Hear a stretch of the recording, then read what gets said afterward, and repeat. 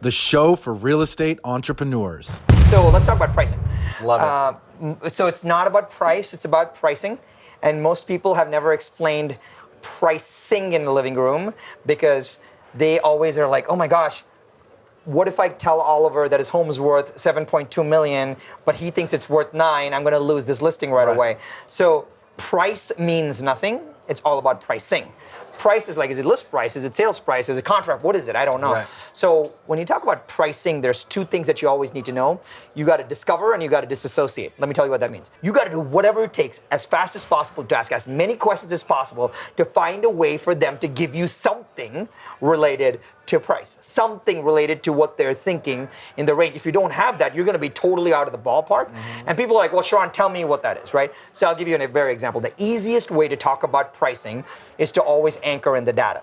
So you say, Mr. and Mrs. Client, I actually went out and printed out the title property profile, or it can be public record or whatever. And it looks like you bought this home 13 years ago for $612,000. Is that right? Awesome. And then you can, now there's an anchor. Oh, I like that. There's an anchor, right? And you can say, hey, and I instantly go to the other extreme.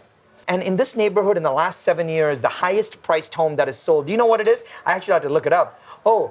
It's 1.3 million. So now you've hit the bottom end and the top end And the automatically. top. Love that. So now you're done. Now you just have to finish up, figure out where they are in the range.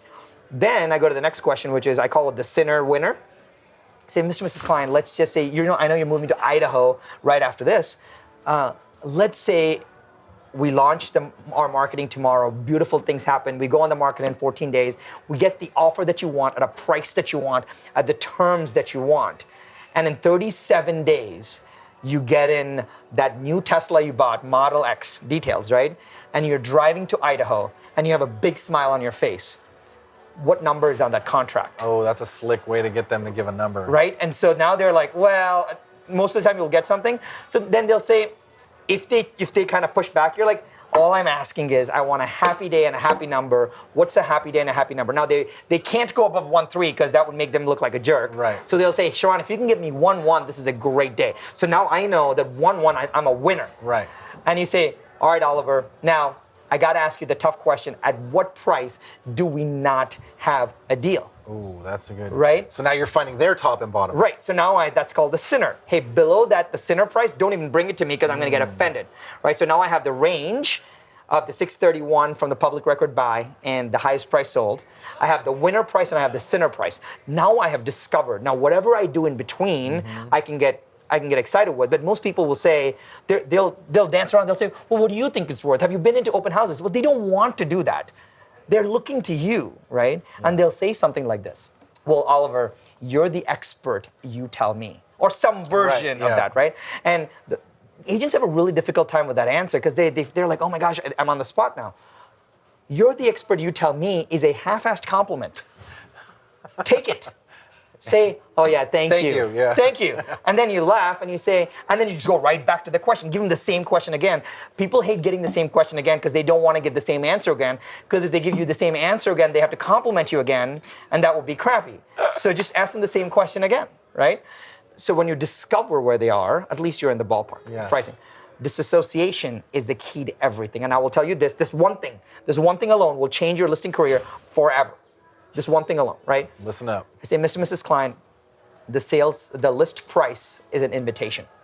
Mr. and Mrs. Client, the list price is an invitation. That's a great line. Right? Now they know that, hey, if I listed my home at $4 million, like I'm not inviting anybody. Right. No one's coming to that party. No. An amazing agent in Santa Monica, Ellen Conrad, taught me that. She's like, she walked in, we did an appointment together. She said, Mr. and Mrs. Client, the list price, don't be attached to it. Just an invitation. It's just an invitation. And I was like, this is amazing because now what it does for them is it disassociates what they listed for and what they're going to get.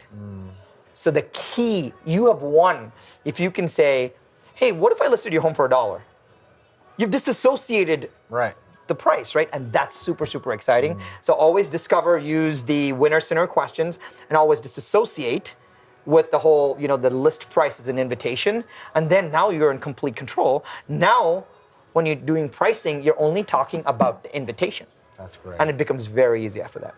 So I actually go into deeper as to how you do that. That's amazing insight on pricing properties, and I love it. The winner and the sinner, I love that, because then you'll find their range, and then you kind of repackage the data to present and kind of find that invitation price. I know a lot of agents will be like, well, Sharran, my clients are not like that. They're much harder. They won't give it to me, etc. And I will tell you, I'll give you two answers to that. So if you're the person who's a doubter, who's a hater, who's just like doesn't want to do the winner sinner right now, that's totally cool. Haters, listen up. But here's the deal. I know you're gonna everybody wants every potential answer, and I'll give you every potential answer. Now you can, if you have rapport, you can play a game. So the game is this. I play the game if I have rapport. The rapport is, hey Oliver, so I'm gonna play a game. Are you cool playing a game with me? I love it. Let's play. So now I got this right. So Oliver. To listen to this full Founders Club interview, go to foundersclub.tv.